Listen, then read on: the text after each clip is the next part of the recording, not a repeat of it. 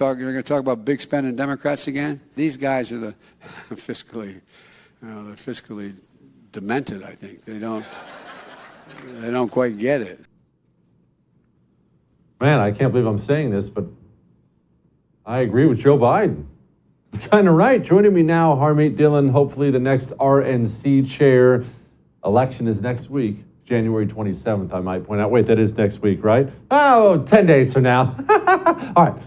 Harmeet, Republicans do spend too much money. It's just the bottom line. They spend way too much money, not just at the RNC where they blow through money like it's going out of style. Republicans spend too much money. This is a fair criticism when Democrats send it our way.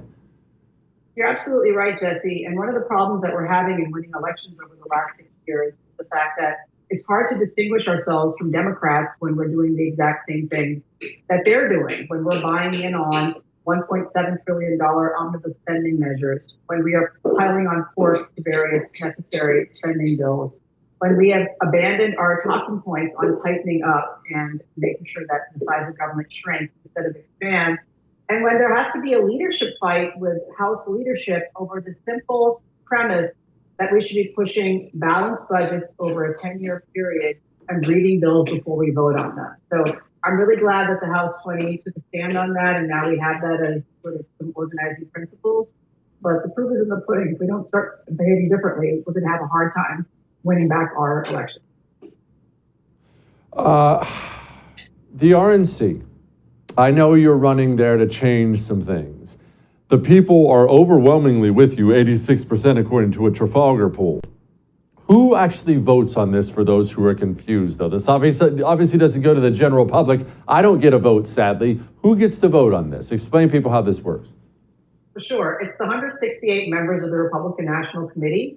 That's 3 from every state or territory, the chairman of the state or territory, and a committee man and committee woman. I represent California at the RNC. And so what we're doing here is competing visions. One vision is everything is going great at the Republican Party. There's no need to change course. You should be happy with how it's going.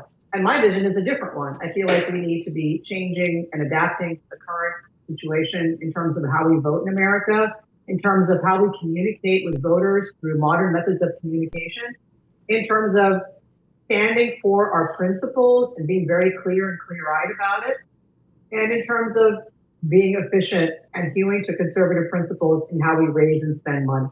And I don't think anyone can objectively look at the fact that we've lost multiple governorships, the House, the Senate, and the White House, and we barely have the House back now, and say this is a success. It's not a success. But secondly, our current chair was installed into place when President Trump became the president, and she was one of many potential choices. And so when you lose the White House, you typically leave because you haven't succeeded.